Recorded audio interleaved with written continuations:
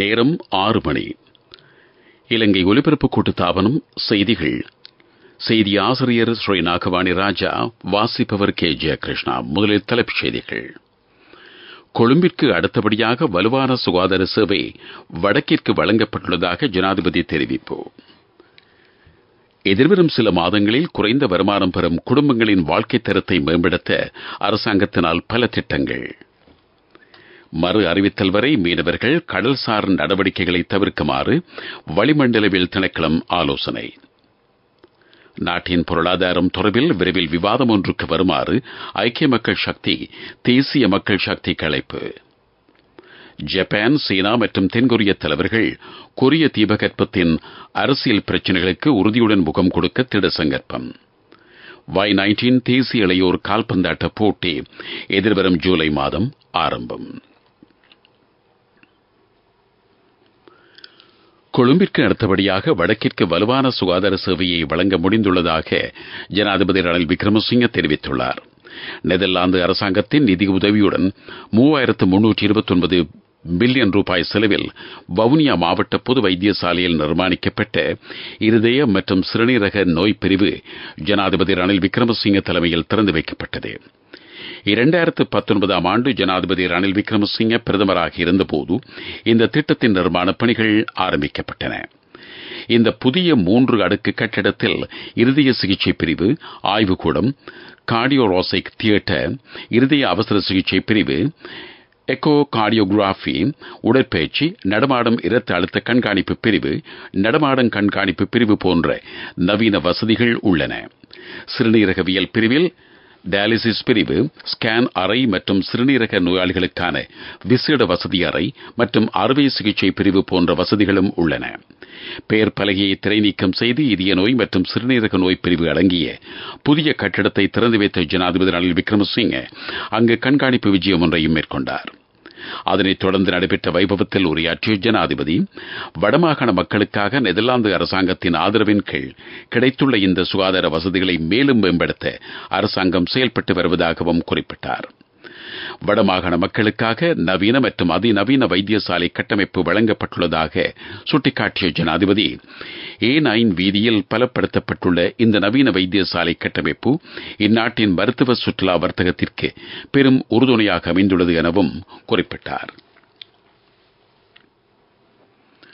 கிராமிய மக்களுக்கு வசதிகளை வழங்கவும் குறைந்த வருமானம் பெறும் குடும்பங்களின் வாழ்வாதாரங்களை மேம்படுத்தவும் எதிர்வரும் சில மாதங்களுக்குள் நடவடிக்கை முன்னெடுக்கப்படும் என அரசாங்கம் தெரிவித்துள்ளது. இதற்காக சுமார் 21 பில்லியன் ரூபாய் ஒதுக்கப்பட்டிருக்கிறது. இது தொடர்பில் ஜனாதிபதி ரணில் விக்ரமசிங்க அமைச்சரவைக்கு அறிவித்திருக்கிறார். அதன்படி புதிய விவசாய வேலை திட்டத்தை தயார் செய்யுமாறு விவசாய மற்றும் பெருந்தோட்டத்துறை அமைச்சர் மஹிந்த அமரவீர அதிகாரிகளுக்கு பணிப்புரை விடுத்திருக்கிறார். இயன்ற வரையில் புதிய விவசாய வேலை திட்டங்களை தயாரிக்குமாறு அமைச்சர் அதிகாரிகளுக்கு பணிப்புரை விடுத்துள்ளார். நீங்கள் கேட்டுக்கொண்டிருப்பது இலங்கை ஒலிபரப்பு கூட்டுத்தாபனத்தின் செய்திகள்.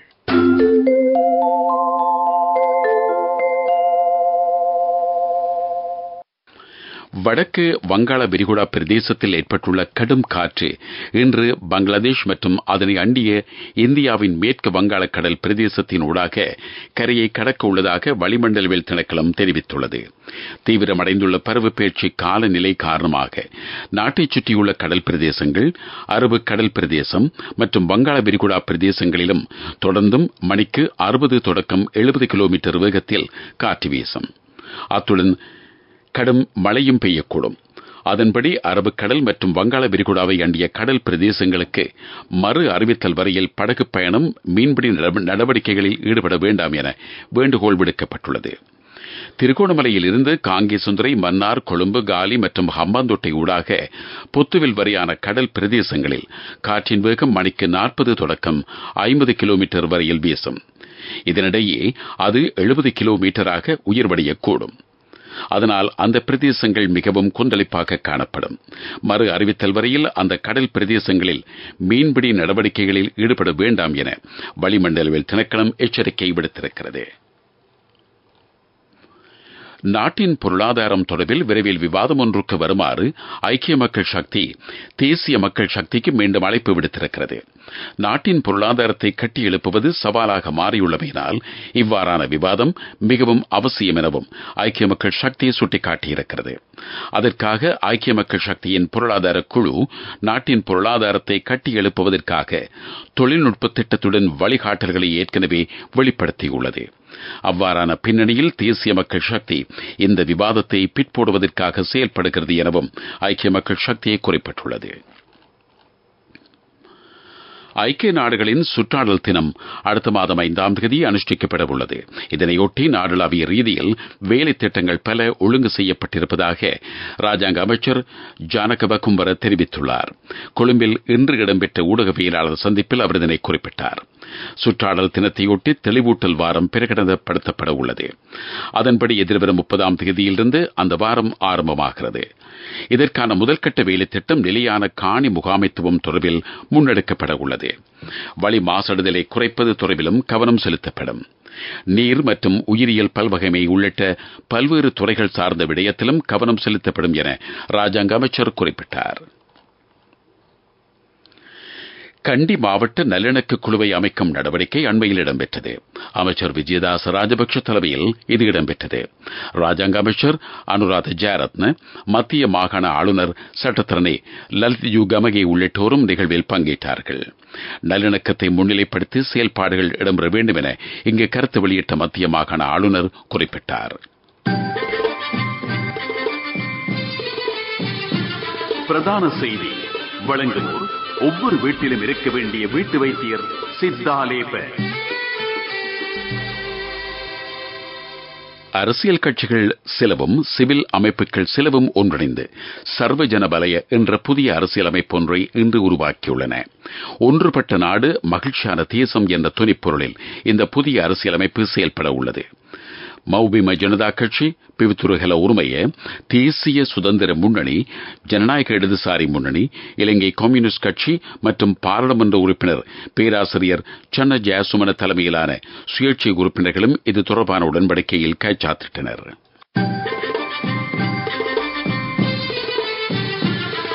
பிரதான செய்தி வழங்கியோர் ஒவ்வொரு வீட்டிலும் இருக்க வேண்டிய வீட்டு வைத்தியர் சித்தாலேப. உங்கள் கவனத்திற்கு கொழும்பு கண்டி பிரதான வீதியில் கடகண்ணாவை பிரதேசத்தின் ஒரு பகுதி நாளை சில மணித்தியாலங்களுக்கு மூடப்படும் என கட்டிட ஆராய்ச்சி நிர்வாகம் தெரிவித்துள்ளது. இதன்படி நாளை காலை 8 மணி முதல் காலை 10 மணி வரையும், இரவு 9 மணி முதல் 11 மணி வரையும் குறித்த வீதி பகுதியளவில் மூடப்படும் என கட்டிட ஆராய்ச்சி நிர்வாகத்தின் சிரேஷ்ட புவியியலாளர் தெரிவித்துள்ளார். குறித்த பிரதேசத்தில் நிலவும் சீரற்ற வானிலையால் மரம் ஒன்று வீழ்ந்துள்ளமையினால் மரத்தின் அருகில் இருந்த 2 பாறை கற்கள் தளர்வாகி இருக்கின்றன. இதனால் குறித்த இடத்திலிருந்து பாறைகளை அகற்றுவதற்கு இந்த வீதியை மூட வேண்டியுள்ளதாகவும் அவர் குறிப்பிட்டார். உலகச் செய்திகள். ஜப்பான், சீனா மற்றும் தென்கொரிய தலைவர்கள் கொரிய தீபகற்பத்தின் அரசியல் பிரச்சினைகளுக்கு உறுதியுடன் முகம் கொடுப்பது என உறுதிமொழி அளித்திருக்கிறார்கள். ஜப்பான் பிரதமர் ஃபுமியோ கிஷிடா, சீன பிரதமர் லீ ஜியாங் மற்றும் தென்கொரிய ஜனாதிபதி யுன் சுக் சோல் ஆகியோர் தென்கொரியாவின் தலைநகர் சோலில் இன்று முத்தரப்பு பேச்சுவார்த்தையில் ஈடுபட்டார்கள். ஐக்கிய நாடுகளின் உறுதிமொழியை நிறைவேற்ற அர்ப்பணிப்புடன் செயல்படுவதாக இந்த தலைவர்கள் உறுதி பூண்டுள்ளார்கள். அபிவிருத்தி செய்திகள்.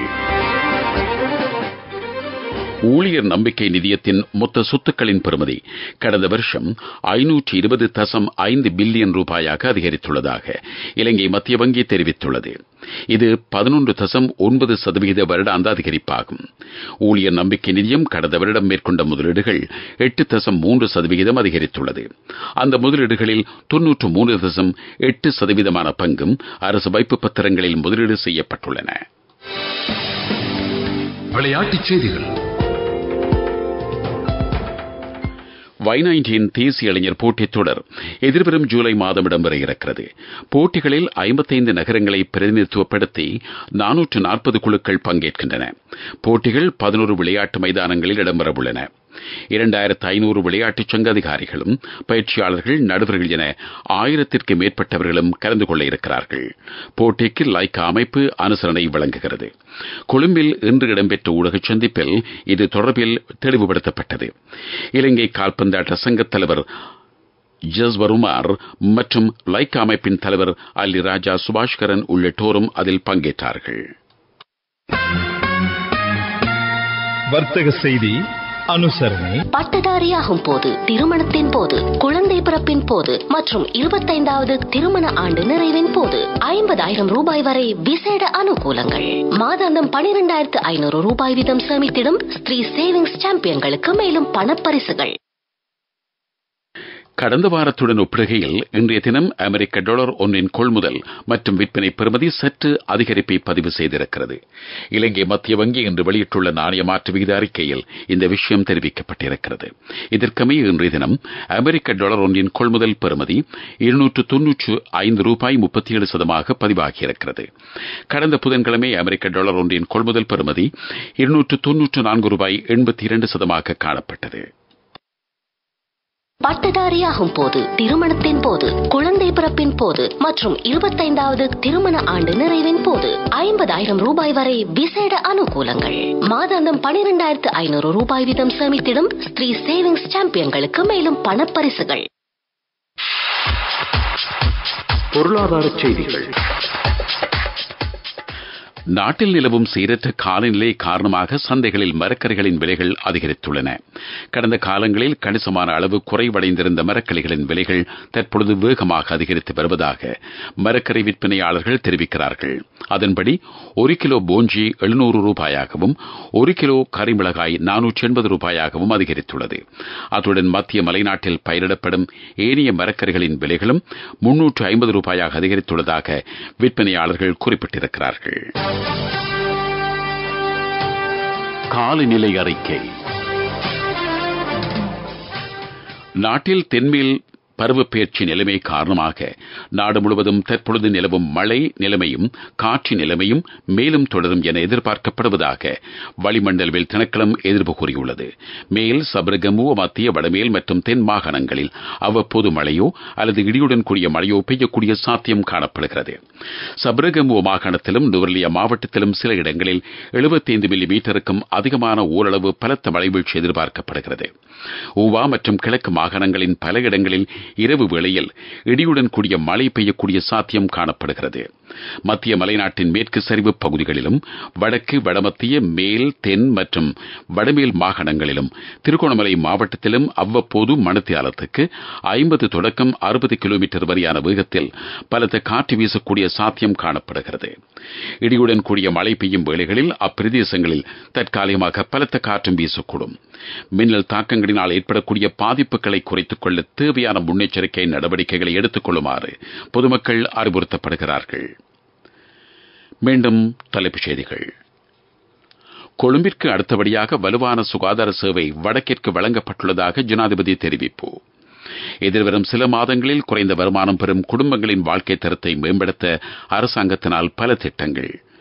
மறு அறிவித்தல் வரை மீனவர்கள் கடல்சார் நடவடிக்கைகளை தவிர்க்குமாறு வளிமண்டலவில் திணைக்களம் ஆலோசனை.